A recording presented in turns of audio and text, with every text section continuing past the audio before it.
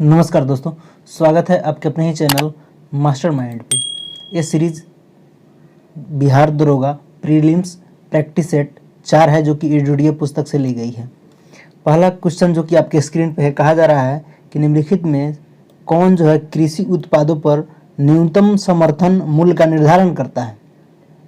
कृषि मंत्रालय निर्धारण करता है, या ट्राइफेड निर्धारण करता है, या CACP के द्वारा निर्धारण किया जाता है, या नीति आयोग के द्वारा निर्धारण किया जाता है। तो कृषि उत्पादों का न्यूनतम समर्थन मूल्य, खरीद मूल्य आदि का निर्धारण कृषि लागत एवं मूल्य आयोग जिसका नाम है CACP ये करता है। कृषि मूल्य आयोग का गठन जो है 1965 में किया गया था तथा 1985 में इसका नाम बदलकर कृषि लागत एवं मूल्य आयोग CACP किया गया था। तो इसका मुख्यालय अगर पूछे तो नई दिल्ली है। किसका? CACSP का। नेक्स्ट क्वेश्चन की तरफ बढ़ा जाए। क्वेश्चन नंबर हम लोग 2 को देखेंगे।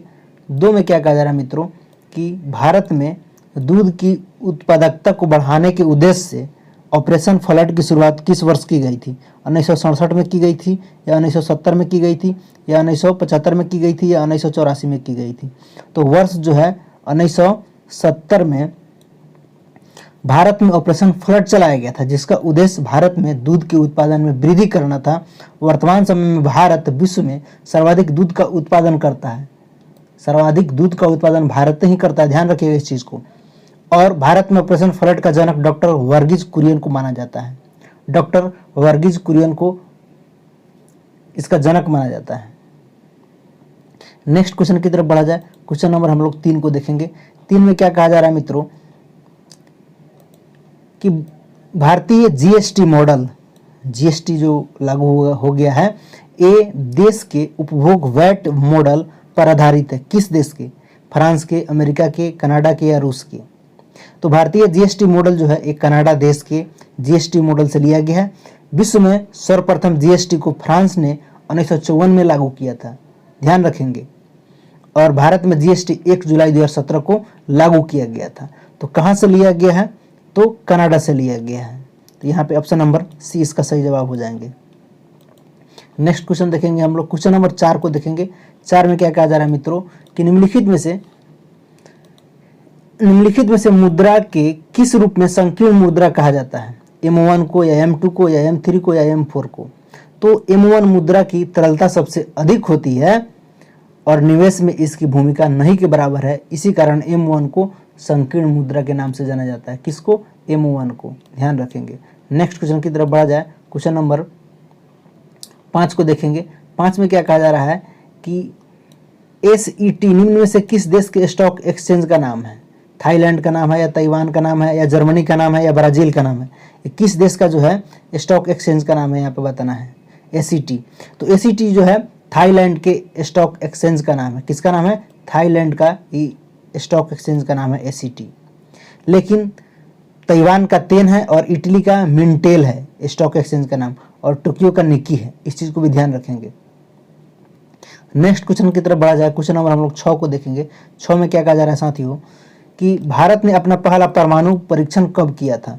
18 अप्रैल 1974 को किया था, या 28 अप्रैल 1974 को किया था, या 18 मई 1974 को किया था, या 28 अप्रैल 1974 को किया था? तो भारत ने अपना पहला परमाणु परीक्षण जो है 18 मई 1974 को राजस्थान से किया था, पोखरण में। और 12 किलो टन जो है क्षमता वाले इस बम में प्लूटोनियम का प्रयोग किया गया था। तो यहाँ पे पूछा जा रहा है कब किया गया था? तो 18 मई 1974 को किया गया था राजस्थान के पोखरण से, ध्यान रखेंगे। 18 मई 1974 को। नेक्स्ट क्वेश्चन की तरफ बढ़ा जाए। क्वेश्चन नंबर हम लोग 7 को देखेंगे। 7 में क्या कहा जा रहा है कि विश्व वानिकी दिवस प्रतिवर्ष किस तिथि को मनाया जाता है? 2 फरवरी को मनाया जाता है, या 21 मार्च को मनाया जाता है, या 21 सितंबर को मनाया जाता है, 1 अक्टूबर को मनाया जाता है? तो विश्व वानिकी दिवस प्रतिवर्ष 21 मार्च को मनाया जाता है, ध्यान रखेंगे। कब मनाया जाता है? 21 मार्च को मनाया जाता है। पर्यावरण से संबंधित और सारा भी दिवस है जो कि जल दिवस है, ये 22 मार्च को मनाया जाता है। और पृथ्वी दिवस 22 अप्रैल को मनाया जाता है, और विश्व पर्यावरण दिवस 5 जून को भी मनाया जाता है। इस चीज़ को ध्यान रखेंगे आप लोग। नेक्स्ट क्वेश्चन की तरफ बढ़ा जाए। क्वेश्चन नंबर हम लोग 8 को देखेंगे।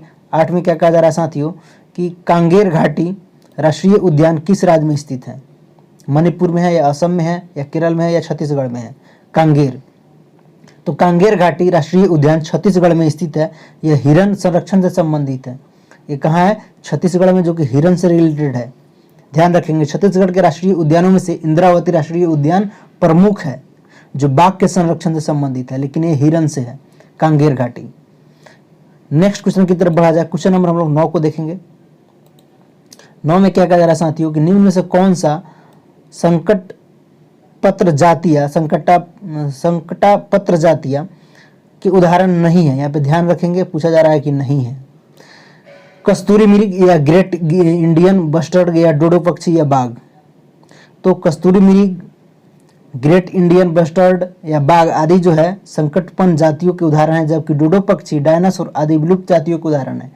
तो यहाँ पे पूछा जा रहा है कि उदाहरण नहीं है, तो कौन नहीं है? डोडो पक्षी नहीं है। ऑप्शन नंबर सी इसका सही जवाब हो जाएगा। नेक्स्ट क्वेश्चन की तरफ बढ़ा जाए। क्वेश्चन नंबर 10 को देखेंगे। 10 में क्या कहा जा रहा है मित्रों कि संयुक्त राष्ट्र पर्यावरण कार्यक्रम का मुख्यालय कहाँ स्थित है? न्यूयॉर्क में है या जिनेवा में है या नैरोबी में है या वियना में है? तो संयुक्त राष्ट्र पर्यावरण कार्यक्रम का मुख्यालय केन्या के नैरोबी में है। केन्या के नैरोबी में है। ऑप्शन नंबर सी नैरोबी में है। इसकी स्थापना 1972 में हुआ था। कब? 1972 में हुआ था। ध्यान रखेंगे 1972। नेक्स्ट क्वेश्चन की तरफ बढ़ा जाए। क्वेश्चन नंबर हम लोग 11 को देखेंगे। 11 में क्या कहा जा रहा है कि निम्नलिखित में से कौन जैन धर्म के 22वें तीर्थंकर थे? ध्यान रखेंगे, पार्श्वनाथ या नेमिनाथ या अरष्टिनेमि या सुमतिनाथ। 22वें पूछ रहा है। तो जैन धर्म के 22वें तीर्थंकर अरष्टिनेमि थे। ऋषभ देव तथा अरष्टिनेमि 2 ऐसे तीर्थंकर हुए जिनका उल्लेख ऋग्वेद में है। ये दोनों का इसलिए इंपॉर्टेंट है, ये अरष्टिनेमि और ऋषभ देव, ये ऋग्वेद में इनका उल्लेख है। जैन धर्म के प्रथम अगर तीर्थंकर पूछता है तो ऋषभ देव, और अंतिम पूछे तो महावीर, लेकिन यहाँ पे 22वें पूछा जा रहा है, इसलिए अरष्टिनेमि जी होंगे। इनका ऋग्वेद में नाम उल्लेख है। नेक्स्ट क्वेश्चन की तरफ बढ़ा जाए। क्वेश्चन नंबर हम लोग 12 को देखेंगे। 12 में क्या कहा जा रहा है कि अशोक ने बौद्ध धर्म का प्रचार प्रसार श्रीलंका में भी किया था। इसका प्रमाण किस साहित्य से प्राप्त होता है? दीपवंश साहित्य से प्राप्त होता है, या महावंश से, या बुद्ध चरित्र से, या ये और बी दोनों से? तो दीपवंश और महावंश ये दोनों से प्राप्त होता है, ठीक है। लेकिन अशोक ने बौद्ध धर्म के प्रचार प्रसार के लिए महेंद्र और संघमित्रा को श्रीलंका भेजा था। इस बात का परिणाम दीपवंश और महावंश दोनों से मिलता है। तो देखिए डी में दे रखा है ए और बी दोनों, तो यही आंसर हो जाएगा। दीपवंश और महावंश में संघमित्रा और महेंद्र को भेजा था श्रीलंका। नेक्स्ट क्वेश्चन की तरफ आ जाए। क्वेश्चन नंबर 13 को देखेंगे। 13 में क्या कहा जा रहा है मित्रों कि धन्वंतरी तथा कालिदास निम्न में से किसके दरबार में रहते थे? चंद्रगुप्त वन के दरबार में रहते थे, या चंद्रगुप्त द्वितीय के दरबार में रहते थे, या कनिष्क के दरबार में, या समुद्रगुप्त के दरबार में रहते थे? तो ए चंद्रगुप्त द्वितीय के शासनकाल में गुप्त साम्राज्य अपने जब उत्कर्ष पर था तो उनके दरबार में 9 रत्न रहते थे, जिसमें धन्वंतरी तथा कालिदास भी प्रमुख था। और चंद्रगुप्त द्वितीय के शासनकाल में ही बौद्ध यात्री कौन फहियान भारत आया था। तो ध्यान रखेंगे चंद्रगुप्त द्वितीय के दरबार में लोग रहते थे। नेक्स्ट क्वेश्चन की तरफ आ जाए। क्वेश्चन नंबर हम लोग 14 को देखेंगे। 14 में क्या कहा जा रहा है साथियों? किस इतिहासकार ने बहादुर शाह को शाह ए बेखबर कहकर पुकारा था? बदायूं ने, या खफी खान ने, या इनायत खान ने, या उपयुक्त में से कोई नहीं? तो इतिहासकार खफी जो खां थे, खफी खां ए, इन्होंने बहादुर शाह को शाह ए बेखबर के नाम से पुकारा था। और बहादुर शाह प्रथम 65 वर्ष की आयु में मुगल सम्राट बना और इसने मराठों और राजपूतों के प्रति मैत्रीपूर्ण नीति अपनाई थी। तो कौन? खफी खां। नेक्स्ट क्वेश्चन की तरफ देखेंगे। नेक्स्ट क्वेश्चन देखेंगे हम लोग। क्वेश्चन नंबर 15 को देखेंगे। 15 में क्या कहा जा रहा है कि चौसा का युद्ध कब हुआ था? 15 मई 1538 ईस्वी को हुआ था, या 26 जून 1538 ईस्वी को हुआ था, या 26 जून 1539 ईस्वी को हुआ था, या 25 मई 1539 ईस्वी को हुआ था? चौसा का युद्ध बताएंगे कब हुआ था। तो चौसा का युद्ध जो है 26 जून 1539 ईस्वी को हुआ था। हुमायूं तथा शेर खां के बीच हुआ था। इस युद्ध में हुमायूं पराजित हुआ और इस युद्ध को जीतने के बाद शेर खां ने शेरशाह की उपाधि धारण किया था। ध्यान रखेंगे। तो चौसा का युद्ध कब हुआ था? तो 26 जून 1539 ईस्वी को हुआ था। Option number C. Next question की तरफ आ जाए। क्वेश्चन नंबर 16 को देखेंगे। 16 में क्या कहा जा रहा है कि बंगाली भाषा में प्रकाशित होने वाले पहला समाचार पत्र, पूछा जा रहा है बंगाली भाषा में कौन था? बंगबंधु था, या दिग्दर्शन था, या बंगाली पत्र था, या उदंड मार्तंड था? तो बंगाली भाषा में प्रकाशित होने वाला पहला समाचार पत्र जो है दिग्दर्शन था, ऑप्शन नंबर बी यानी कि दिग्दर्शन था, ध्यान रखेंगे। और हिंदी में पूछता तो उदंड मार्तंड था, इस चीज को ध्यान रखेंगे। नेक्स्ट क्वेश्चन की तरफ बढ़ा जाए, क्वेश्चन नंबर हम लोग 17 को देखेंगे। 17 में क्या कहा जा रहा है मित्रों कि रैले कमीशन का गठन किस वायसराय के कार्यकाल में किया गया था, लॉर्ड रिपन के या लॉर्ड डलहौजी के या लॉर्ड कर्जन के या लॉर्ड लिटन के। तो भारत में शिक्षा संबंधी विकास के लिए रैले मिशन का गठन 1902 ईस्वी में किया गया था लॉर्ड कर्जन के शासनकाल में, और रैले की अध्यक्षता में ही विश्वविद्यालय आयोग की स्थापना की गई थी। तो ध्यान रखेंगे यहाँ पे क्या होगा सही जवाब, Lord Curzon, option number C. Next question को देखेंगे, क्वेश्चन नंबर 18 को देखेंगे। 18 में क्या कहा जा रहा है मित्रों, ब्रोकन विंग पुस्तक के लेखक इनमें से कौन है, बताएंगे। चित्तरंजन दास है या सरोजिनी नायडू है या दीनबंधु मित्र है या रविंद्रनाथ टैगोर है। तो कौन है ब्रोकन विंग पुस्तक के लेखक, तो ब्रोकन विंग पुस्तक के लेखक सरोजिनी नायडू है। सरोजिनी नायडू भारत की पहली महिला राज्यपाल थी। इनके द्वारा लिखी गई पुस्तकों में सॉन्ग ऑफ इंडिया प्रमुख है, ये पुस्तक सॉन्ग ऑफ इंडिया। तो यहाँ पे पूछा जा रहा है कि ब्रोकन विंग पुस्तक के लेखक कौन है, तो सरोजिनी नायडू जी हैं, option number B. Next question की तरफ बढ़ा जाए, क्वेश्चन नंबर हम लोग 19 को देखेंगे। 19 में क्या कहा जा रहा है मित्रों कि अहमदाबाद मिल मजदूर हड़ताल के बाद मिल मालिकों के द्वारा कितने प्रतिशत बोनस देना स्वीकार किया गया था, 15% या 25% या 30% या 35%। तो अहमदाबाद मिल मजदूर हड़ताल 1918 ईस्वी में मिल मजदूरों और मिल मालिकों के बीच हुआ था। यह हड़ताल प्लेग बोनस विवाद को लेकर था। इस हड़ताल में गांधी जी की भूमिका सराहनीय रही तथा उनके द्वारा किया गया अनशन के बाद मिल मालिकों ने 35% जो है बोनस देने का काम किया, ध्यान रखेंगे 35%। नेक्स्ट क्वेश्चन की तरफ बढ़ा जाए, क्वेश्चन नंबर 39 को देखेंगे, 20 को देखेंगे सॉरी। 20 में क्या कहा जा रहा है कि इंडियन सोसाइटी संगठन के स्थापना किसके द्वारा किया गया था, दादा भाई नौरोजी के द्वारा किया गया था, आनंद मोहन बोस के द्वारा किया गया था, या सुरेंद्र नाथ बनर्जी के द्वारा किया गया था, या द्वारिकानाथ टैगोर के द्वारा किया गया था। तो इंडियन सोसाइटी की स्थापना 1872 ईस्वी में आनंद मोहन बोस के द्वारा किया गया था। कब, तो 1872 ईस्वी में आनंद मोहन बोस के द्वारा किया गया था, option number B, Anand Mohan Bose के द्वारा किया गया था। नेक्स्ट क्वेश्चन की तरफ बढ़ा जाए, क्वेश्चन नंबर 21 को देखेंगे। 21 में क्या कहा जा रहा है साथियों कि निम्नलिखित में से भारतीय राष्ट्रीय कांग्रेस का कौन सा अधिवेशन गांव में संपन्न प्रथम अधिवेशन था, 48वां था या 49वां था या 50वां था या 52वां था। तो भारतीय राष्ट्रीय कांग्रेस का 50वां अधिवेशन प्रथम अधिवेशन था जो गांव में संपन्न हुआ था, ध्यान रखेंगे कौन, 50वां था जो गांव में संपन्न हुआ था। इसका जो है आयोजन फैजपुर बंगाल में 1937 में किया गया था। इसकी अध्यक्षता जवाहरलाल नेहरू ने किया था। नेक्स्ट क्वेश्चन की तरफ बढ़ा जाए, क्वेश्चन नंबर 22 को देखेंगे। 22 में क्या कहा जा रहा है कि किस संधि के दौरान तृतीय आंग्ल मैसूर युद्ध समाप्त किया गया, मंगलौर संधि के तहत या श्रीरंगपट्टनम की संधि के तहत या मद्रास की संधि के तहत, उपयुक्त में से कोई नहीं। तो तृतीय आंग्ल मैसूर युद्ध जो है 1790 से लेकर के 92 तक चला था। इस युद्ध में टीपू सुल्तान की हार हुई थी तथा इसे श्रीरंगपट्टनम की संधि के द्वारा समाप्त करने का काम किया गया। इस समय भारत के गवर्नर जनरल लॉर्ड कर्नवालिस थे। तो यहाँ पे पूछा जा रहा है किसके तहत समाप्त किया गया, तो श्रीरंगपट्टनम संधि के तहत ये युद्ध समाप्त कर दिया गया। नेक्स्ट क्वेश्चन देखेंगे हम लोग, क्वेश्चन नंबर 23 को देखेंगे। 23 में क्या कहा जा रहा है मित्रों, 23 में कि किस वर्ष जो है जजिया कर पुनः लागू कर दिया गया था, 1659 में लागू कर दिया गया था, 1679 में लागू कर दिया गया था, या 1682 में या 1685 में। तो प्रथम जजिया कर को जो है प्रथम बार मुगल सम्राट अकबर के द्वारा 1564 में समाप्त कर दिया गया था, परंतु 1679 ईस्वी में औरंगजेब ने पुनः लागू कर दिया। औरंगजेब को जिंदा पीर तथा शाही दरवेश भी कहा जाता है। तो पुनः लागू कब किया गया, पुनः लागू जो है 1679 में किया गया। नेक्स्ट क्वेश्चन की तरफ बढ़ेंगे हम लोग, क्वेश्चन नंबर 24 को देखेंगे। 24 में क्या कहा जा रहा है मित्रों कि 1857 की क्रांति का नेतृत्व इलाहाबाद में किसके द्वारा किया गया था, खान बहादुर खां के द्वारा किया गया था, या लियाकत अली के द्वारा, या मौलवी अहमदुल्ला के द्वारा, या डी में कहा जा रहा है B+C दोनों। तो किसके द्वारा किया गया था, इलाहाबाद में नेतृत्व 1857 की क्रांति का। तो बताएंगे क्या होगा सही जवाब। तो 1857 की क्रांति का नेतृत्व जो है इलाहाबाद में लियाकत अली के द्वारा किया गया था और इसका दमन करने वाला अंग्रेजी कर्नल नील था। बिहार में नील इस आंदोलन का नेतृत्व कुंवर सिंह तथा अमर सिंह ने किया था 1857 का क्रांति का, ध्यान रखेंगे। तो यहाँ पे पूछा जा रहा है कि इलाहाबाद में, तो इलाहाबाद में कौन किया? लियाकत अली ने किया था। नेक्स्ट क्वेश्चन की तरफ बढ़ा जाए। क्वेश्चन नंबर 25 जो कि जालियांवाला बाग से है। कहा जा रहा है 25 में कि जालियांवाला बाग हत्याकांड के बाद किसने नाइट की उपाधि को वापस कर दिया था? शंकर नायर ने, या महात्मा गांधी ने, या रविंद्रनाथ टैगोर ने, या सरदार पटेल ने?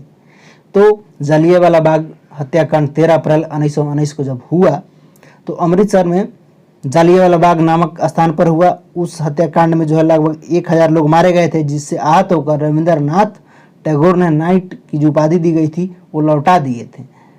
तो रविंद्रनाथ टैगोर ने लौटाया था। नेक्स्ट क्वेश्चन की तरफ बढ़ा जाए। क्वेश्चन नंबर 26 को देखेंगे। 26 में क्या कहा जा रहा है कि प्रथम विश्व कप हॉकी का आयोजन किस वर्ष किया गया था? बताएंगे। 1949 में किया गया, या 1961 में किया गया, या 1971 में, या 1975 में? तो प्रथम विश्व कप हॉकी का आयोजन 1971 में कहाँ किया गया था?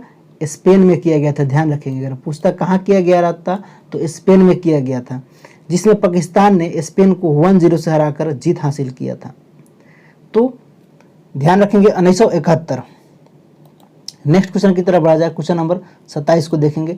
27 में क्या कहा जा रहा है कि संयुक्त राष्ट्र ने प्रथम महासचिव ट्रिगवेली का संबंध किस देश से था? स्वीडन से था, या घना से था, या नॉर्वे के थे, या मिस्र के? तो संयुक्त राष्ट्र के प्रथम महासचिव ट्रिगवेली का संबंध नॉर्वे से था। इनका कार्यकाल 1946 से लेकर के 52 ईस्वी तक चला था। ध्यान रखेंगे 1946 से लेकर के 92 तक चला था। 46 से लेकर 52 तक, 92 तक नहीं, सॉरी 52 तक ही चला था। नॉर्वे के थे। नेक्स्ट क्वेश्चन की तरफ बढ़ा जाए। क्वेश्चन नंबर हम लोग 28 को देखेंगे। 28 में क्या कहा जा रहा है कि प्रसिद्ध अभिनेत्री बजयती माला का संबंध किस शास्त्रीय नृत्य से था? कुचिपुड़ी से था, या कथकली से था, या मोहिनी अट्टम से था, या भारतनाट्यम से था? तो अभिनेत्री बजयंती माला का संबंध भारतनाट्यम शास्त्रीय नृत्य से था। तो ध्यान रखेंगे इस नृत्य से संबंधित कलाकार भी निम्न है। यामिनी कृष्णमूर्ति है, और M.K. सरोज जी हैं, और लीला सैमसन है। तो यहाँ से पूछा जा रहा है कि किस शास्त्रीय नृत्य से संबंध था? तो भारतनाट्यम से संबंध था। ध्यान रखेंगे। क्वेश्चन नंबर हम लोग 29 को देखेंगे। 29 में क्या कहा जा रहा है कि निम्नलिखित में से किसका मिलान सही नहीं है? यहाँ पे बताना है कि किसका मिलान सही नहीं है। किसी एक का जो होगा मिलान वो सही नहीं होगा, बाकी सबका सही होगा। पहला ऑप्शन है कि महात्मा गांधी राजघाट।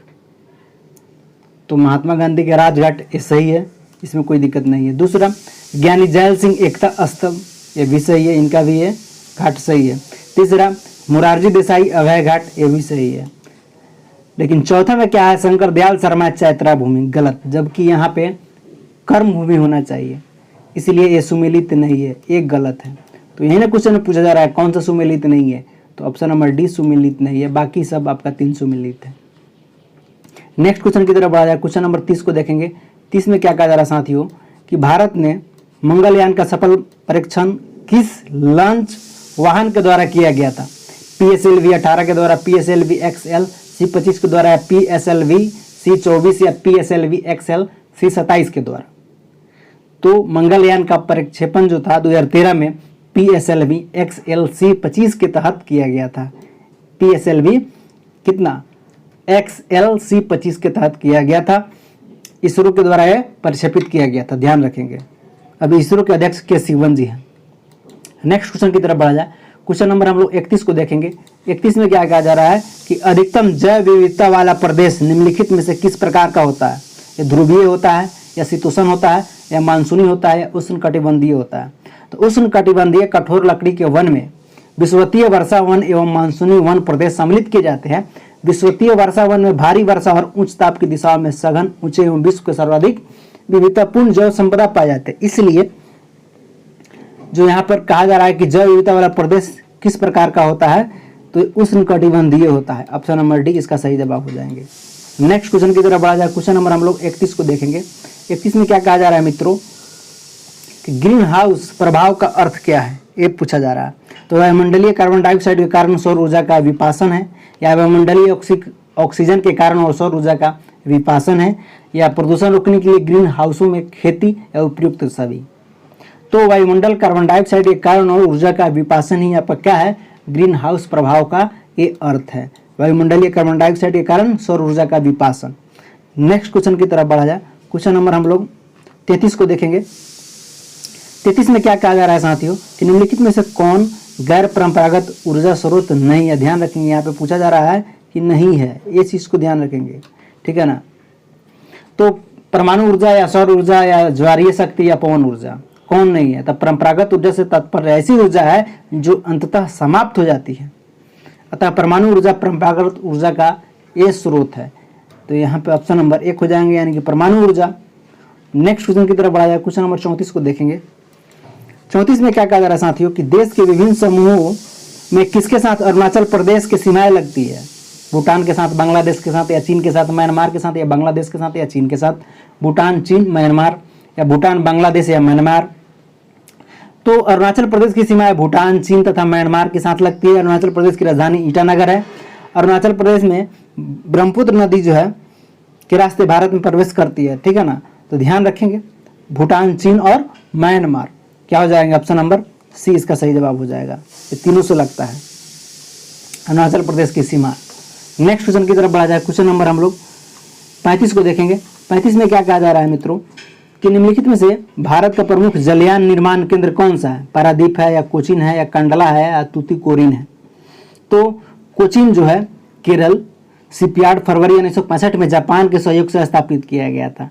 कोची का पोत निर्माण देश का सबसे बड़ा पोत प्रांगण है। ध्यान रखेंगे क्या हो जाएंगे, कोचीन जो कि केरल में है। नेक्स्ट क्वेश्चन की तरफ बढ़ा जाए। क्वेश्चन नंबर हम लोग 36 को देखेंगे। 36 में क्या कहा जा रहा है मित्रों कि छिबरोपन बिजली परियोजना किस नदी पर स्थित है। तावा नदी पर, या घाघरा नदी पर, या बेतवा नदी पर, या चिनाब नदी पर।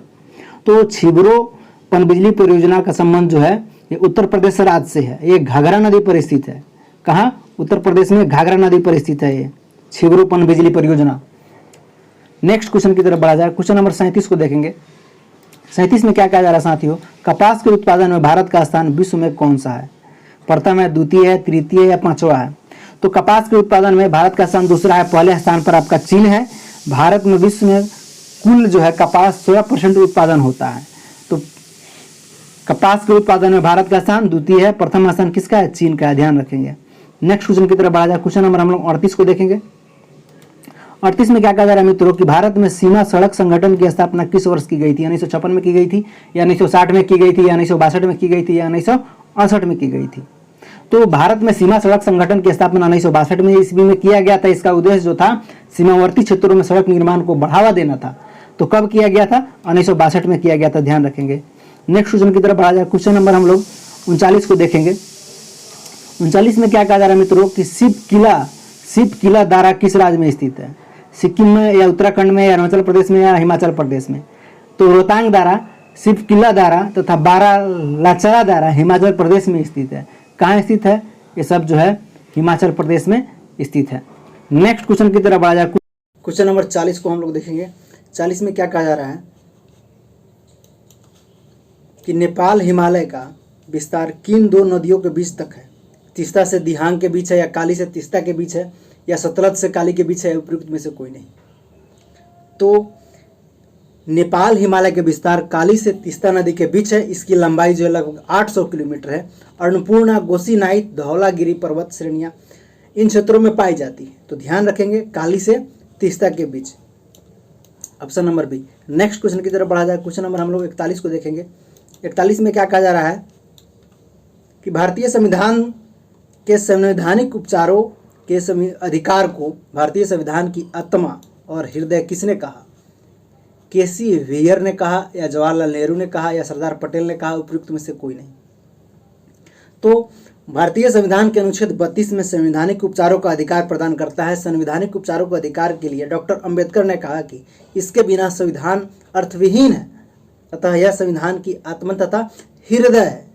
तो क्या हो जाएगा, उपयुक्त में से कोई नहीं, क्योंकि अनुच्छेद 32 के तहत संवैधानिक उपचारों का अधिकार प्रदान करता है कि संविधान उपचारों का अधिकार के लिए डॉक्टर अंबेडकर ने कहा कि बिना संविधान के अर्थविहीन है, यह संविधान की आत्मा तथा हृदय है। इसलिए इसका ऑप्शन नंबर डी हो जाएगा। नेक्स्ट क्वेश्चन की तरफ बढ़ा जाए। क्वेश्चन नंबर हम लोग 42 को देखेंगे। 42 जो कि आपके स्क्रीन पे है, पढ़िए और बनाइए। आप लोग भी कमेंट कीजिए, आंसर दीजिए। पंचायत चुनाव से रिलेटेड है। पंचायत चुनाव कराने हेतु निर्णय किसके द्वारा लिया जाता है, बताइए। बहुत इजी क्वेश्चन है और पंचायत चुनाव का भी समय भी है। तो चुनाव आयोग द्वारा या केंद्र सरकार के द्वारा या राज्य सरकार के द्वारा या राष्ट्रपति के द्वारा। तो ये पंचायत चुनाव कराने हेतु निर्णय किसके द्वारा लिया जाता है। पंचायत चुनाव से संबंधित सभी विषयों पर कानून बनाने का अधिकार राज्य विधानमंडल का होता है। पंचायतों के चुनाव का निर्णय राज्य सरकार द्वारा लिया जाता है तथा राज्य चुनाव आयोग राज्य में चुनाव करवाने का काम करता है। तो ध्यान रखेंगे किसके द्वारा, तो राज्य सरकार के द्वारा। ऑप्शन नंबर सी इसका सही जवाब हो जाएगा। हाँ, नेक्स्ट क्वेश्चन की तरफ बढ़ेंगे हम लोग। क्वेश्चन नंबर 43 को देखेंगे। 43 में क्या कहा जा रहा है कि आर्थिक नियोजन किस सूची का विषय है। केंद्र सूची का विषय है या राज्य सूची का विषय है या समवर्ती सूची का विषय है या उपयुक्त में से कोई नहीं। तो आर्थिक नियोजन समवर्ती सूची का विषय है। समवर्ती सूची पर कानून बनाने का अधिकार केंद्र तथा राज्य दोनों को है। शिक्षा, वन आदि समवर्ती सूची के अंतर्गत आते हैं। तो ध्यान रखेंगे शिक्षा और वन ये दोनों आता है। तो क्या हो जाएगा, समवर्ती सूची, यानी कि ऑप्शन नंबर सी इसका सही जवाब हो जाएंगे। नेक्स्ट क्वेश्चन की तरफ बढ़ा जाए। क्वेश्चन नंबर हम लोग 44 को देखेंगे।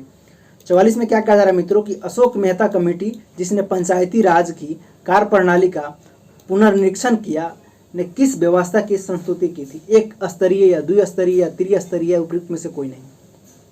तो अशोक मेहता समिति 1977 ईस्वी में पंचायती राज व्यवस्था में द्विस्तरीय प्रणाली की संस्तुति दी थी और इस समिति में कुल जो है 13 सदस्य थे, जिसका गठन पंचायती राज व्यवस्था में व्यापक कमी जो था उसको दूर करने के लिए किया गया था। तो ध्यान रखेंगे किस प्रकार की, तो द्विस्तरीय प्रकार की। नेक्स्ट क्वेश्चन की तरफ बढ़ा जाए। क्वेश्चन नंबर हम लोग 45 को देखेंगे। 45 में क्या कहा जा रहा है मित्रों कि भारत में न्यायिक पुनरीक्षण की संकल्पना किस देश के संविधान से लिया गया है। अमेरिका से लिया गया है या रूस से लिया गया है या फ्रांस से लिया गया है, ब्रिटेन से लिया गया है।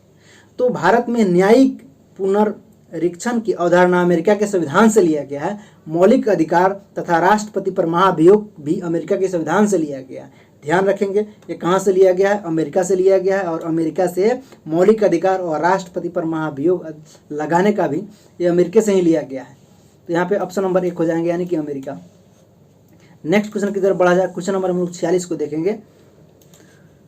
46 में क्या कहा जा रहा है कि संविधान के किस अनुसूची में विभिन्न राज्यों में अनुसूचित क्षेत्रों के प्रशासन और नियंत्रण के लिए विशेष उपबंध है। तीसरी या चौथी या पांचवी या छठी। तो संविधान की 5वीं अनुसूची में अनुसूचित क्षेत्र के प्रशासन और नियंत्रण से संबंधित उपबंध है। जैसे असम, मेघालय, त्रिपुरा, मिजोरम राज्यों में जनजातीय क्षेत्रों के प्रशासन के बारे में जानकारी 6ठी अनुसूची में मिलती है, लेकिन यहाँ आपको 5वीं में मिलेगी। ठीक है ना, option number C. Next question की तरफ बढ़ा जाए। क्वेश्चन नंबर हम लोग 47 को देखेंगे, जो कि लोकसभा सीट से रिलेटेड है। कहा जा रहा है कि लोकसभा में केंद्र शासित प्रदेशों के लिए कितने सीटें आरक्षित है। तो लोकसभा में केंद्र शासित प्रदेशों के लिए 20 सीटें आरक्षित है। ध्यान रखेंगे कितना, 20 को सीट आरक्षित है। शेष 350 सदस्यों का निर्वाचन राज्य के निर्वाचन क्षेत्रों से होता है। तो ध्यान रखेंगे पूछा जा रहा है केंद्र शासित प्रदेश में तो कितना, 20 को सीट आरक्षित है। नेक्स्ट क्वेश्चन की तरफ बढ़ा जाए। क्वेश्चन नंबर हम लोग 48 देखेंगे, जो कि बंधुआ मजदूर से है। आप लोग बंधुआ मजदूर नहीं सुना है। चलिए, बंधुआ मजदूर अधिनियम को संसद के किस वर्ष जो है पारित किया गया था। 1960 में, 1972 में, 1976 में या उपयुक्त में से कोई नहीं। बंधुआ मजदूर जो है अधिनियम है, ये संसद ने 1976 में पारित किया था। इसका उद्देश्य बंधुआ श्रमिकों को मुक्ति एवं उनके पुनर्वास व्यवस्था करने के लिए दिया गया था। तो कब, 1976 में पारित किया गया था। नेक्स्ट क्वेश्चन की तरफ बढ़ा जाए। क्वेश्चन नंबर हम लोग 49 को देखेंगे, जो कि फिर वही कह रहा है कि सुमिलित कीजिए। देखिए 49 में क्या कहा जा रहा है कि कौन सुमिलित नहीं है। ध्यान रखेंगे भाग 2 नागरिकता से रिलेटेड है। एकदम बात सही है, ये तो एकदम सही है, लेकिन यहाँ पे पूछा जा रहा है कि सुमिलित नहीं है। भाग 3 मौलिक कर्तव्य से आधारित है, नहीं, ये मौलिक अधिकार से रिलेटेड है भाग 3। क्वेश्चन नंबर 4 भाग 4 जो है नीति निर्देशक से है। तो हाँ, नीति निर्देशक तत्व तो है भाग 4 में। भाग 15 में निर्वाचन से, तो हाँ ये भी है, लेकिन कहा जा रहा है कि कौन सुमिलित नहीं है। तो ये सुमिलित नहीं है, इसका ये मौलिक अधिकार नहीं, मौलिक कर्तव्य नहीं, मौलिक जो है अधिकार से रिलेटेड है भाग 3। ध्यान रखेंगे भाग 3 मौलिक जो है अधिकार से रिलेटेड है, कर्तव्य से नहीं। नेक्स्ट क्वेश्चन की तरफ बढ़ा जाए। क्वेश्चन नंबर 50, जो कि हम लोग आधे कर चुके हैं।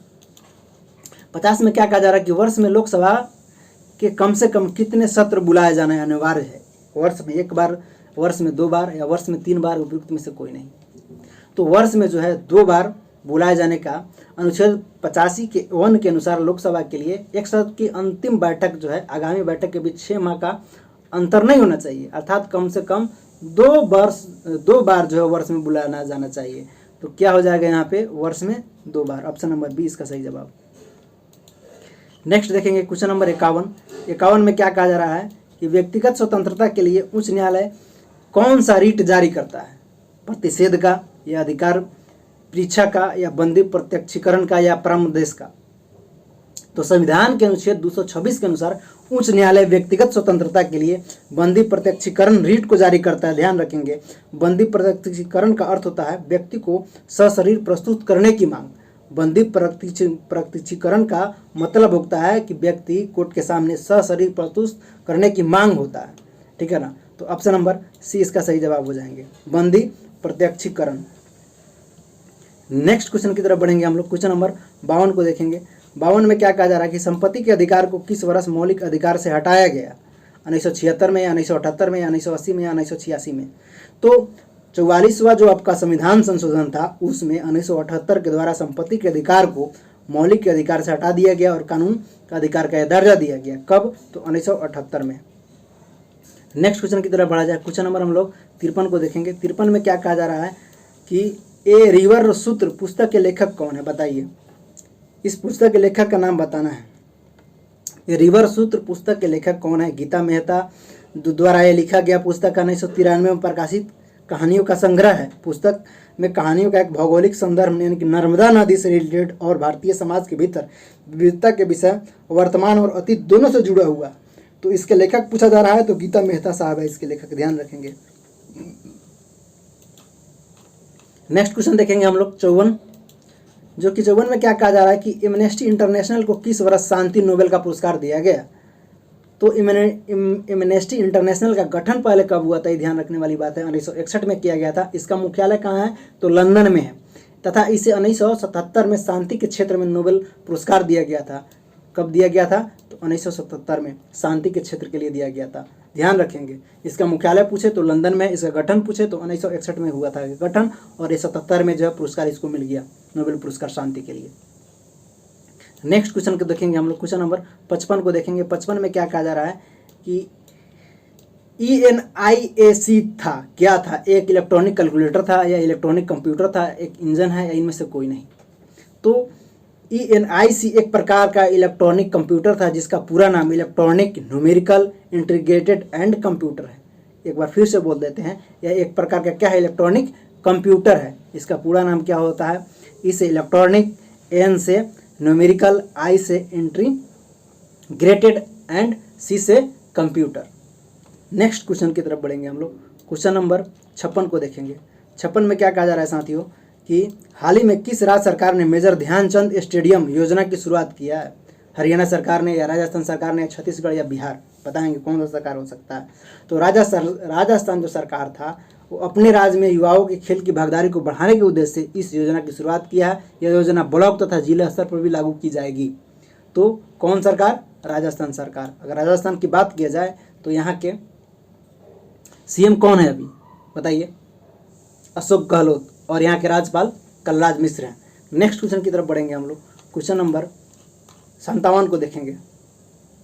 57 में क्या कहा जा रहा है कि BCCI ने खेल इतिहास में पहली बार किस ट्रॉफी के 2020 और 21 सत्र को रद्द करने का फैसला किया है? दिलीप ट्रॉफी को, या ईरानी ट्रॉफी को, या रणजी ट्रॉफी को? में से कोई नहीं। तो BCCI ने यानी कि क्रिकेट इतिहास में पहली बार 2020-21 सत्र के लिए रणजी को रद्द करने का निर्णय लिया है। इस खेल का आयोजन पहली बार 1934 से 35 में किया गया था। तो रणजी को रद्द कर दिया है BCCI ने 20-21 में। नेक्स्ट क्वेश्चन की तरफ बढ़ा जाए। क्वेश्चन नंबर 58 को देखेंगे। 58 में क्या कहा जा रहा है साथियों कि हाल ही में किस राज्य में विधानसभा चुनाव में मतदान प्रतिशत को बढ़ाने हेतु वोटबंदी अभियान की शुरुआत किया है? केरल, या राजस्थान, या पश्चिम बंगाल, या असम? तो केरल राज्य सरकार ने अपने विधानसभा चुनाव में सुधार हेतु मतदान प्रतिशत बढ़ाने हेतु वोटबंदी अभियान की शुरुआत किया है। कौन? तो केरल। ध्यान रखेंगे, केरल। नेक्स्ट क्वेश्चन की तरफ बढ़ा जाए। क्वेश्चन नंबर हम लोग 59 को देखेंगे। 59 में क्या कहा जा रहा है कि भारतीय मुक्केबाज को AIBA की चैंपियंस एंड वेटरन्स समिति का अध्यक्ष नियुक्त किया गया है। किसे? अमित पंघाल को, या विजेंदर सिंह को, या मैरी कॉम को, या विकास कृष्णन को। तो मुक्केबाज MC मैरी कॉम को चैंपियन एंड वेटरन समिति के अध्यक्ष नियुक्त किया गया है। MC मैरी कॉम को AIBA के निर्देशकों के बोर्ड के वोटिंग के बाद इस पद के लिए ही चुना गया। तो ध्यान रखेंगे किसको? MC मैरी कॉम को। नेक्स्ट क्वेश्चन की तरफ बढ़ा जाए। क्वेश्चन नंबर हम लोग 60 को देखेंगे। 60 में क्या कहा जा रहा है मित्रों कि 10 लाख से कम आबादी वाले शहर में ईज ऑफ लिविंग 2020 की सूची में कौन सा शहर पहले स्थान पर था? बताएंगे। शिमला, देहरादून, या भुवनेश्वर, या कोची। तो केंद्रीय शहरी विकास मंत्रालय द्वारा ये जारी किया जाता है ईज ऑफ लिविंग इंडेक्स। तो 2020 में 10 लाख से कम आबादी वाले शहरों की श्रेणी में शिमला पहले स्थान पर और भुवनेश्वर जो है दूसरे स्थान पर था। तो यहाँ पे पूछा जा रहा है पहले स्थान पर, तो क्या हो जाएगा? शिमला। नेक्स्ट क्वेश्चन की तरफ देखेंगे हम लोग। क्वेश्चन नंबर 61 को देखेंगे। 61 में क्या कहा जा रहा है कि हाल ही में किस देश ने बहुराष्ट्रीय अभ्यास डेजर्ट फ्लैग की मेजबानी किया है? सऊदी अरब, या UAE के द्वारा, या USA के द्वारा, या इजराइल के द्वारा। तो मार्च 2021 में संयुक्त अरब इमारत यानी कि UAE की मेजबानी में युद्ध अभ्यास डेजर्ट फ्लैग 6 का आयोजन अल दफरा एयरबेस पर किया गया। यह UAE की मेजबानी में आयोजित एक वार्षिक बहुराष्ट्रीय बड़ा युद्ध अभ्यास है। इसमें भारतीय वायुसेना ने पहली बार भाग लिया था। तो कहाँ? तो UAE में, यानी कि संयुक्त अरब इमारत में, जहाँ पर अफगानिस्तान का राष्ट्रपति छिपा हुआ है, वहाँ शरण लिए हुए हैं, वहीं पे। नेक्स्ट क्वेश्चन की तरफ बढ़ा जाए। नेक्स्ट क्वेश्चन क्या कहा जा रहा है कि रॉबर्ट इरविन ने world life photographer of the year 2020 का राष्ट्रीय पुरस्कार जीता। उनकी तस्वीर का शीर्षक क्या था? डे ड्रीमिंग था, या बुश फायर था, या द लास्ट गुड बॉय था, या क्लोज इनकाउंटर था? तो बताएंगे शीर्षक क्या था। तो रॉबर्ट इरविन ने बुश फायर नामक इमेज के लिए world life photographer of the year 2020 का पुरस्कार जीता है, जो कि 2020 में विनाशकारी ऑस्ट्रेलियाई बुश फायर की तस्वीर है ये, ठीक है ना। तो ध्यान रखेंगे किसके लिए जीता है? बुश फायर के लिए जीता है। नेक्स्ट क्वेश्चन की तरफ बढ़ा जाए। क्वेश्चन नंबर हम लोग 63 को देखेंगे। 63 में क्या कहा जा रहा है कि 30वां बिहारी पुरस्कार 2021 से किसे सम्मानित किया गया? मोहन कृष्ण बोहरा को, या राम मोहन झा को, या श्याम मोहपात्रा को, या संजय झा को? तो 30वां बिहारी पुरस्कार मोहन कृष्ण बोहरा को सम्मानित किया गया। उन्हें यह सम्मान उसकी पुस्तक तस्लीमा संघर्ष और साहित्य के लिए मिला हुआ है। तस्लीमा पुस्तक का नाम क्या है? तस्लीमा संघर्ष और साहित्य के लिए मिला हुआ है। किसको? मोहन कृष्ण बोहरा को 30वां बिहारी पुरस्कार 2021। नेक्स्ट क्वेश्चन की तरफ देखेंगे हम लोग। क्वेश्चन नंबर 64 को देखेंगे। 64 में क्या कहा जा रहा है कि चर्चित पुस्तक वहना मास्टर क्लास के लेखक कौन है? मार्क जुकरबर्ग, या रस्किन बॉन्ड, या श्रीधरन पिल्लई, या एल्फ्रेडो कोवेली? तो चर्चित पुस्तक वहाना मास्टर क्लास के लेखक जो है इटली के लेखक अल्फ्रेडो कोवेली। इस पुस्तक को स्कॉलास्टिक इंडिया द्वारा सचित्र प्रकाशित किया गया, चित्र के साथ। तो ध्यान रखेंगे क्या हो जाएंगे? अल्फ्रेडो कोवेली के द्वारा लिखा गया है। नेक्स्ट क्वेश्चन की तरफ हम लोग बढ़ेंगे। क्वेश्चन नंबर 65 को देखेंगे। 65 में क्या कहा जा रहा है मित्रों कि हाल ही में श्री तुर्लापति कुटुम्बा राव का निधन हो गया। उनका संबंध किस क्षेत्र से था? ये तमिल पत्रकार थे, या कन्नड़ पत्रकार थे, या मलयालम पत्रकार थे, या बंगाली पत्रकार थे? तो हाल ही में श्री तुर्लापति कुटुम्बा राव का निधन हो गया। ये पद्मश्री पुरस्कार से भी सम्मानित थे, ध्यान रखेंगे। लेकिन ये तमिल एक पत्रकार थे। ऑप्शन नंबर ए इसका सही जवाब होगा। नेक्स्ट क्वेश्चन की तरफ बढ़ा जाए। क्वेश्चन नंबर हम लोग 66 को देखेंगे। 66 में क्या कहा जा रहा है? किस राज्य सरकार ने पानी और मिट्टी की टेस्टिंग कराने के लिए कृषि संजीवनी वैन की शुरुआत किया है? उत्तर प्रदेश, या राजस्थान, या पंजाब, या कर्नाटक? तो कर्नाटक सरकार द्वारा मिट्टी और पानी का परीक्षण करने हेतु कीट नियंत्रण के लिए उपचार के सुझाव देने के लिए कृषि संजीवनी वैन लॉन्च करने का काम किया है। ध्यान रखेंगे कौन सरकार? तो कर्नाटक सरकार। Option number D. Next question देखेंगे हम लोग। क्वेश्चन नंबर 67 को देखेंगे। 67 में क्या कहा जा रहा है कि दावोस संवाद 2021 का आयोजन किस संस्था के द्वारा किया गया? विश्व बैंक के द्वारा किया गया, या विश्व आर्थिक मंच के द्वारा, या IMF के द्वारा, या संयुक्त राष्ट्र पर्यावरण कार्यक्रम के द्वारा किया गया? तो दावोस जो संवाद था 2021 का आयोजन ये विश्व आर्थिक मंच के द्वारा किया गया था। ध्यान रखेंगे विश्व आर्थिक मंच के द्वारा ये किया गया। नेक्स्ट क्वेश्चन की तरफ हम लोग बढ़ेंगे, क्वेश्चन नंबर 68 जो कि आपके स्क्रीन पे है, पढ़िए और बनाइए, बहुत अच्छा क्वेश्चन है। कहा जा रहा है कि आर्थिक समीक्षा 2020-21 से संबंधित तथ्य पर विचार करें। अब विचार करना है। कहा जा रहा है कृषि क्षेत्र में वृद्धि दर 3.4% रही। हाँ, एकदम सही है। राजकोषीय धारा 3.5% रहा। हाँ, ये भी सही है। इसका विषय जीवन और अभिव्यक्ति की सुरक्षा है। बिल्कुल गलत, ये नहीं है। तो कह रहा है कौन कथन सत्य है, तो 1 और 2 दोनों सत्य है, बाकी सब गलत है यहाँ पे। तो क्या हो जाएगा, ऑप्शन नंबर 1 ही आपका सही जवाब हो जाएगा, 1 और 2। नेक्स्ट क्वेश्चन की तरफ बढ़ा जाए, क्वेश्चन नंबर हम लोग 69 को देखेंगे। 69 में क्या कहा जा रहा है मित्रों कि आरबीआई ने मार्च 2021 में किस बैंक पर 2 करोड़ रुपए का जुर्माना लगाया है। एचडीएफसी बैंक को है, या एसबीआई है, या एक्सिस बैंक है, या आईसीआईसीआई बैंक है। तो आरबीआई ने एसबीआई बैंक पर यानी कि विनिमयन यानी कि बीआर अधिनियम 1949 के धारा 10 के तहत कुछ प्रावधानों के उल्लंघन के लिए 2 करोड़ रुपए का जुर्माना लगा दिया है। किस पर, एसबीआई पर, ध्यान रखेंगे, आरबीआई लगाया है जुर्माना। नेक्स्ट क्वेश्चन की तरफ बढ़ा जाए, क्वेश्चन नंबर हम लोग 70 को देखेंगे। 70 में क्या कहा जा रहा है कि हाल ही में किसे दुनिया का सबसे प्रदूषित राजधानी घोषित किया गया है, इस्लामाबाद को, या बीजिंग को, या नई दिल्ली को, या टोक्यो को। तो कहा जा रहा है कि दुनिया की यानी कि वर्ल्ड में। तो बताइए, तो दुनिया में आपका जो नई दिल्ली है, एक गुणवत्ता रिपोर्ट, वायु गुणवत्ता रिपोर्ट के अनुसार 20 के अनुसार दुनिया का सबसे प्रदूषित राजधानी घोषित कर दिया गया है, जबकि दुनिया का सबसे प्रदूषित शहर शिनजिंगियांग को घोषित किया गया है। ध्यान रखेंगे, चीन में पड़ता है, ठीक है ना। तो यहाँ पे कहा जा रहा है कि राजधानी, तो राजधानी कौन है, नई दिल्ली है। नेक्स्ट क्वेश्चन की तरफ बढ़ा जाए, क्वेश्चन नंबर 71 को देखेंगे। 71 में क्या कहा जा रहा है मित्रों कि हाल ही में किस राज्य ने फल उत्पादन के बढ़ाने के लिए फ्रेश फ्रूट मेक मूवमेंट की शुरुआत की है, आंध्र प्रदेश, या हिमाचल प्रदेश, या केरल, या महाराष्ट्र। तो कौन सरकार है, तो महाराष्ट्र सरकार ने ग्रामीण क्षेत्रों में फल उत्पादन को बढ़ाने के लिए की दृष्टिकोण से फ्रेश फ्रूट मेक मूवमेंट की शुरुआत किया है। ध्यान रखेंगे, महाराष्ट्र सरकार। नेक्स्ट क्वेश्चन की तरफ बढ़ा जाए, क्वेश्चन नंबर 72 जो कि महिलाओं से रिलेटेड है। कहा जा रहा है कि महिलाओं की सुरक्षा हेतु किस राज्य सरकार ने अभ्यम ऐप लॉन्च किया है, आंध्र प्रदेश सरकार, या उत्तर प्रदेश सरकार, या बिहार सरकार, या महाराष्ट्र सरकार। तो बताएंगे, तो आंध्र प्रदेश सरकार ने सार्वजनिक परिवहन में यात्रा करने के समय, विशेषकर ऑटो रिक्शा में, किसी भी आपात स्थिति में महिलाओं और बच्चों को सुरक्षा के सुनिश्चित करने के उद्देश्य से इस ऐप को लॉन्च किया है, अभ्यम ऐप को लॉन्च करने का काम किया है। कहाँ, आंध्र प्रदेश सरकार ने, ऑप्शन नंबर 1। क्वेश्चन नंबर हम लोग 73 को देखेंगे। 73 में क्या कहा जा रहा है कि अंतर्राष्ट्रीय महिला दिवस 2021 का थीम क्या, इंड जेंडर बायस, या challenge comes from change during कोविड-19, या वुमेन एम्पावरमेंट ड्यूरिंग लॉकडाउन, या women in leadership an equal future in a कोविड-19 वर्ल्ड। तो क्या थीम था ये बताना है। तो 2021 के लिए अंतर्राष्ट्रीय महिला दिवस का थीम जो है कोविड-19 की दुनिया में एक समान भविष्य को प्राप्त करना था, यानी कि an equal future in a कोविड-19 वर्ल्ड, ये रखा गया है। तो कब मनाया जाता है, 8 मार्च को मनाया जाता है अंतर्राष्ट्रीय महिला दिवस, ध्यान रखेंगे। तो क्या हो जाएगा इसका सही जवाब, वुमेन इन लीडरशिप यानी कि an equal future in a कोविड-19 वर्ल्ड, ये थीम था, ध्यान रखेंगे।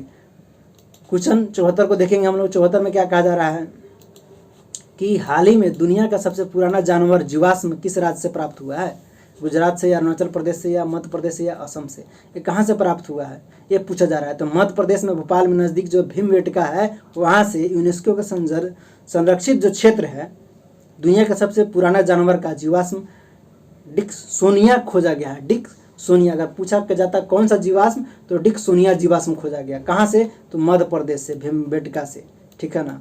नेक्स्ट क्वेश्चन की तरफ बढ़ा जाए, क्वेश्चन नंबर 75 को देखेंगे। 75 में क्या कहा जा रहा है मित्रों कि वर्ष 2020 में एफडीआई का सबसे बड़ा प्राप्तकर्ता देश कौन बन गया, भारत, अमेरिका, या चीन, या सिंगापुर। बार बार क्वेश्चन रिपीट हो रहा है, बताएंगे।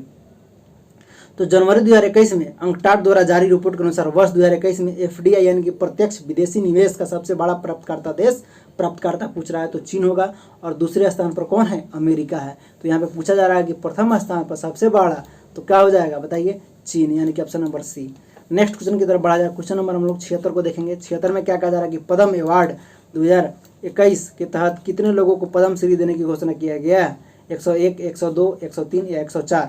तो वर्ष 2021 में 7 हस्तियों को पद्म विभूषण, 10 को जो है पद्म भूषण, और 102 को पद्म श्री सम्मान से सम्मानित किया गया। 16 हस्तियों को पद्म पुरस्कार मरणोपरांत दिया गया है, लेकिन यहाँ पे पूछा जा रहा है कि पद्म अवार्ड कितनों को दिया गया, तो 102 व्यक्ति को दिया गया, ध्यान रखेंगे। नेक्स्ट क्वेश्चन की तरफ बढ़ा जाए, क्वेश्चन नंबर 77 को देखेंगे। 77 में क्या कहा जा रहा है कि प्रतिवर्ष वर्ल्ड स्लीप डे कब मनाया जाता है? तो वर्ल्ड स्लीपिंग डे जो है प्रतिवर्ष 19 मार्च को मनाया जाता है। इस दिवस को मनाने का उद्देश्य लोगों को नींद तथा सेहत के प्रति जागरूक करना है। इस वर्ष का जो है थीम था रेगुलर स्लीपिंग हेल्दी फ्यूचर, प्रतिदिन सोइए तब आप स्वस्थ रहिएगा। तो कब? तो 19 मार्च को मनाया गया। नेक्स्ट क्वेश्चन की तरफ बढ़ा जाए, क्वेश्चन नंबर हम लोग 78 को देखेंगे। 78 में क्या कहा जा रहा है कि निम्न में से किस पर ध्वनि तरत्व निर्भर करता है? फिजिक्स का क्वेश्चन है, बताएंगे। तो ध्वनि का वह गुंजिश के कारण हम ध्वनि को मोटी या पतली कहते हैं, तरत्व कहलाता है, पिच कहलाता है। ध्वनि का तरत्व उसी की आवृत्ति पर निर्भर करता है। तो किस पर निर्भर करेगा? तो उसकी आवृत्ति पर निर्भर करेगा, यानी कि ऑप्शन नंबर बी इसका सही जवाब हो जाएगा। नेक्स्ट क्वेश्चन की तरफ बढ़ेंगे हम लोग, क्वेश्चन नंबर 79 को देखेंगे। कहा जा रहा है 79 को सूर्य के चारों ओर घूमने वाले पृथ्वी के लिए कौन सा बल जिम्मेवार है? चुंबकीय बल जिम्मेवार है, या गुरुत्वाकर्षण बल जिम्मेवार है, या अनुदैर्ध्य बल जिम्मेवार है, या नाभिकीय बल जिम्मेवार है? तो गुरुत्वाकर्षण बल के कारण पृथ्वी सूर्य के चारों ओर गति करती है। गुरुत्वाकर्षण बल वह आकर्षण बल है जो प्रत्येक दो वस्तुओं के बीच उसके द्रव्यमान के कारण कार्य करता है। तो यहाँ पे क्या हो जाएगा, बताएंगे? कौन सा बल? गुरुत्वाकर्षण बल, option number B. Next question की तरफ बढ़ा जाए, क्वेश्चन नंबर हम लोग 80 को देखेंगे।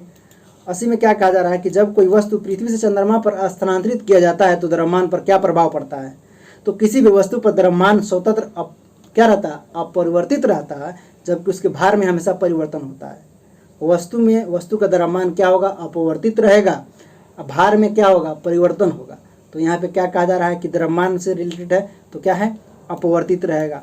वहीं अगर भार से रहता तो परिवर्तन हो जाता, ठीक है ना। नेक्स्ट क्वेश्चन देखेंगे, क्वेश्चन नंबर हम लोग 81 को देखेंगे। 81 में क्या कहा जा रहा है कि रात के समय आवासीय क्षेत्र में शोर का अनुमानित स्वर कितना होना चाहिए, कितना डेसिबल रहना चाहिए? केंद्रीय प्रदूषण जो नियंत्रण बोर्ड है इसके द्वारा निर्धारित मानकों के अनुसार आवासीय क्षेत्रों में रात के 10 बजे से लेकर के सुबह 6 बजे तक शोर की स्वीकार्य सीमा 45 डेसिबल है। उससे अधिक बजाइएगा तो दिक्कत है, तो ध्यान रखिएगा कितना? 45 डेसिबल। ऑप्शन नंबर ए इसका सही जवाब हो जाएगा। नेक्स्ट क्वेश्चन की तरफ बढ़ा जाए, क्वेश्चन नंबर हम लोग 82 को देखेंगे। 82 में क्या कहा जा रहा है मित्रों कि निम्नलिखित में से किसका तरंग दैर्ध्य सबसे कम होता है? एक्स किरण का, या अल्फा किरण का, या बीटा किरण का, या गामा किरण का?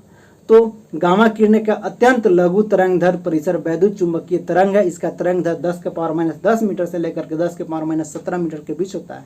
गामा किरण की विदन क्षमता जो है सबसे अधिक होती है। तो ध्यान रखेंगे, यहाँ पूछा जा रहा है कि कम किसका है, तो कम गामा किरण का है। ऑप्शन नंबर डी इसका सही जवाब हो जाएगा। नेक्स्ट क्वेश्चन की तरफ बढ़ा जाए जो कि फिजिक्स से है। कहा जा रहा है कि 6 ओम के 3 प्रतिरोध को 6 वोल्ट की सप्लाई पर समानांतर क्रम में जोड़ा जाता है, परिपथ का कुल प्रतिरोध कितना होगा? यहाँ पे समानांतर क्रम में जो है कुल प्रतिरोध निकालना है, तो आर का मान निकालिएगा तो क्या हो जाएगा? सबको जोड़ दीजिए। 3 प्रतिरोध है समानांतर क्रम में, यानी कि 1/6 प्लस 1/6 प्लस 1/6 जोड़िएगा तो जो आएगा वही आंसर आएगा। तीनों को जोड़ कर निकालिएगा तो आपको 2 ओम आएगा। नेक्स्ट क्वेश्चन की तरफ बढ़ा जाए, क्वेश्चन नंबर हम लोग 84 को देखेंगे। 84 में क्या कहा जा रहा है कि आवर्त सारणी के वर्ग के ऊपर से नीचे जाने पर विद्युत ऋणात्मक पर क्या प्रभाव पड़ता है? जब ऊपर से नीचे आइएगा तो क्या प्रभाव पड़ेगा? घटता है, बढ़ता है, या अपवर्तित रहता है? उपयुक्त में से कोई नहीं। तो आधुनिक आवर्त जो सारणी है उसमें आवर्त की संख्या 7 जबकि वर्ग की संख्या 9 है। इसके ऊपर से नीचे जाने पर विद्युत ऋणात्मक घटती है, जबकि आवर्त में बाएं से दाएं जाने पर, बाएं से दाएं जाइएगा तो क्या होगा? ऋणात्मक बढ़ेगा। लेकिन यहाँ पे पूछा जा रहा है कि ऊपर से नीचे आने पर तो क्या होगा? घटेगा। ऑप्शन नंबर ए इसका सही जवाब हो जाएगा। क्वेश्चन नंबर 85 को देखेंगे। पीएच मान पूछ रहा है कि शराब का पीएच मान कितना होता है? 6.5 होता है, या 2.8 होता है, या 6.2 होता है, या 2.2 होता है? तो बताएंगे शराब का पीएच मान कितना होता है? शराब का पीएच मान 2.8 होता है, ध्यान रखेंगे। रक्त का पूछता तो 7.4 होता, दूध का पूछता तो 6.4 होता, शराब का पूछा है तो 2.8 होगा, और नींबू का पूछता तो 2.2 होता है। ये नींबू का है, ठीक है ना। नेक्स्ट क्वेश्चन की तरफ बढ़ा जाए, क्वेश्चन नंबर हम लोग 86 को देखेंगे। 86 में क्या कहा जा रहा है कि किसेराइट निम्न में से किस धातु का प्रमुख अयस्क है? किसेराइट पोटेशियम का, कैल्शियम का, सोडियम का, या मैग्नीशियम का? तो किसेराइट, कार्बोनेलाइट और मैग्नेलाइट जितना है मैग्नीशियम धातु का ये सब अयस्क है। जबकि क्रायोलाइट, कोरंडम, बॉक्साइट आदि एल्युमिनियम धातु का अयस्क है, लेकिन ये सब किसका है? मैग्नीशियम का है। ध्यान रखेंगे, ऑप्शन नंबर डी इसका सही जवाब हो जाएगा। नेक्स्ट क्वेश्चन की तरफ बढ़ा जाए। क्वेश्चन नंबर हम लोग 87 को देखेंगे। 87 में क्या कहा जा रहा है मित्रों? परमाणु क्रमांक 20 वाले परमाणु का इलेक्ट्रॉनिक विन्यास क्या है? अब यहाँ पे इलेक्ट्रॉनिक विन्यास निकालना है, तो 20 वाले का क्या हो जाएगा? 2 8 8 2, तो जो देखिए वही आंसर होगा 2 8 8 2। ऑप्शन नंबर बी इसका सही जवाब हो जाएगा। नेक्स्ट क्वेश्चन की तरफ बढ़ा जाए। क्वेश्चन नंबर 88 को देखेंगे। 88 में क्या कहा जा रहा है साथियों? निम्न में से कौन ठोस स्नेहक का उदाहरण है? बताएंगे, गंधक, ग्रेफाइट या इंडियम या बी और सी। तो ठोस स्नेहक ऐसे पदार्थ होते हैं जो ठोस अवस्था में होने के कारण दो सतहों के बीच घर्षण कम करता है। ग्रेफाइट एक ठोस स्नेहक का उदाहरण है, ठीक है ना। तो क्या हो जाएगा? उदाहरण पूछा जा रहा है तो कौन होगा? ग्रेफाइट होगा, ध्यान रखेंगे। नेक्स्ट क्वेश्चन की तरफ बढ़ा जाए। क्वेश्चन नंबर हम लोग 69 को देखेंगे। 69 में क्या कहा जा रहा है कि निम्न विकल्प में से किसका ज्वलन ताप सबसे कम है? बताएंगे, लकड़ी का या कागज का या प्लास्टिक या पेट्रोल का। तो ज्वलन ताप जो ऑप्शन दे रखा है उसी में से बताना है, समझे। तो ज्वलन ताप वो होता है किसी पदार्थ को जलाने हेतु उसकी आवश्यक न्यूनतम ताप होता है। उपयुक्त विकल्प में से अगर देखा जाए तो पेट्रोल का ज्वलन ताप सबसे कम होता है। जितना अगर आप विकल्प देख रहे हैं तो यहाँ पे क्या हो जाएगा? पेट्रोल इसका सबसे कम होता है ज्वलन ताप। नेक्स्ट क्वेश्चन, क्वेश्चन नंबर 90 को देखेंगे। 90 में क्या कहा जा रहा है कि इनमें से कौन सा जड़ का उदाहरण नहीं है? गाजर, मूली, आलू। डी में दे रखा ए प्लस सी दोनों। बताएंगे, तो जितना विकल्प है उसमें से आलू क्या है? भूमिगत तना का उदाहरण है, अंश अभी जड़ का उदाहरण है, ठीक है ना। तो यहाँ पे क्या हो जाएगा? आलू जो है जड़ का उदाहरण नहीं है, लेकिन बाकी सब है, ध्यान को रखिएगा। नेक्स्ट क्वेश्चन की तरफ बढ़ा जाए। क्वेश्चन नंबर 91 को देखेंगे। टिक्का रोग जानते हैं? बताइए, टिक्का रोग का संबंध किस फसल से है? चावल से है या आलू से है या गन्ना से है या मूंगफली से है? तो टिक्का रोग जो है मूंगफली के फसल से संबंधित है। इस बीमारी से पौधों की पत्तियों पर धब्बे बन जाता है पौधे की पत्तियों पर, ठीक है ना। तो टिक्का रोग मूंगफली से रिलेटेड है, ध्यान रखिएगा। नेक्स्ट क्वेश्चन की तरफ बढ़ा जाए। क्वेश्चन नंबर 92 को देखेंगे। 92 में क्या कहा जा रहा है कि जीवाणु कोशिका में सूत्र कणिका की संख्या कितनी होती है? 1 होती है, 2 होती है, 3 होती है, 0 होती है। तो बताएंगे क्या होगा इसका सही जवाब? जीवाणु कोशिका में सूत्र कणिकाओं की संख्या क्या होती है? तो 0 होती है, जबकि जीवाणु प्रोकैरियोटिक जीव है, ध्यान रखेंगे क्या होता है? 0 होता है। नेक्स्ट क्वेश्चन की तरफ बढ़ा जाए। क्वेश्चन नंबर 93 को देखेंगे। 93 में क्या कहा जा रहा है कि निम्न में से किस कोशिकाओं के द्वारा इंसुलिन का रिसाव होता है? अल्फा कोशिका के द्वारा, बीटा कोशिका के द्वारा या गामा कोशिका के द्वारा, या उपयुक्त में से कोई नहीं। तो इंसुलिन एक हार्मोन है, इसका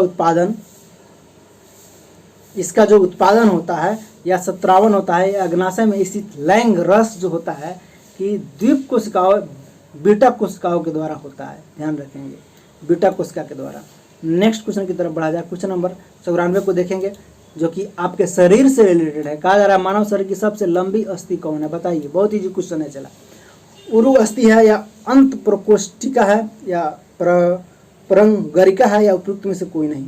तो वयस्क मानव शरीर में कुल 206 हड्डियां होती है, जिसमें से सबसे बड़ी हड्डी पूछता तो फीमर होता, जिसको हम लोग उरु अस्थि बोलते हैं। ध्यान रखिएगा, यही फीमर को उरु अस्थि, घबराइएगा मत परीक्षा में जा करके। तथा सबसे छोटी अस्थि एस्टिपिज होता है। तो जो बड़ा हड्डी होता है, सबसे बड़ा फीमर जिसको बोलते हैं, इसी को हम लोग उरु अस्थि भी बोलते हैं, ध्यान रखेंगे, उरु अस्थि, ठीक है ना। जो कि इसका ऑप्शन नंबर 1 हो जाएगा सही जवाब, उरु अस्थि, ठीक है ना। नेक्स्ट क्वेश्चन की तरफ आ जाए। क्वेश्चन नंबर 95 को देखेंगे। 95 में क्या कहा जा रहा है कि निम्न में से कौन सा एक प्रकार का रेशेदार प्रोटीन का उदाहरण है? अल्बुमियम या एंजाइम या किरेटिन या हीमोग्लोबिन। तो किरेटिन एक प्रकार का रेशेदार प्रोटीन का उदाहरण है। यह प्रोटीन बाल, नाखून, सींग आदि में पाया जाता है। बाल में क्या पाया जाता है? कौन सा प्रोटीन? ध्यान रखिएगा, किरेटिन। नहीं जानते हैं तो नोट कर लीजिए, किरेटिन ये बाल में पाया जाएगा, नाखून में पाया जाएगा, सींग में पाया जाएगा। तो ऑप्शन नंबर सी इसका सही जवाब हो जाएगा, किरेटिन। नेक्स्ट क्वेश्चन की तरफ बढ़िए। क्वेश्चन नंबर 96 को देखेंगे, जो कि मैथ से रिलेटेड है। कहा जा रहा है इतना में किस छोटी संख्या से गुना करने पर प्राप्त संख्या एक पूर्ण घन होगी? बताइए, कौन सा संख्या में, इस संख्या में कितना से गुना कीजिएगा जो छोटी संख्या से गुना करने पर प्राप्त संख्या एक पूर्ण घन हो जाएगा? तो इतना में 3 से गुना कीजिएगा कि 4 से गुना कीजिएगा कि 7 से कीजिएगा कि 9 से कीजिएगा कि घन बन जाए, करके देख के बताइएगा कितना घन बन जाएगा पूर्ण घन, क्या आंसर होगा गुना करके आप लोग बताइएगा, कमेंट कर दीजिएगा, ठीक है, बता दीजिएगा आप लोग का आंसर का, हमें इंतजार रहेगा। नेक्स्ट क्वेश्चन नंबर 97 को देखेंगे। 97 में क्या कहा जा रहा है, यदि a+1 by B is equal to 1 तथा b+1 by C is equal to 1 तो c+1 बाई ए का मान क्या होगा। तो इसको भी बनाइएगा, बना करके बताइएगा इसका आंसर क्या होगा, हमें आपका इंतज़ार रहेगा, कमेंट कीजिएगा। मैथमेटिक्स का क्वेश्चन है, आप लोग खुद बना करके जवाब दीजिएगा। नेक्स्ट क्वेश्चन की तरफ बढ़ा जाए। क्वेश्चन नंबर हम लोग 98 को देखते हैं।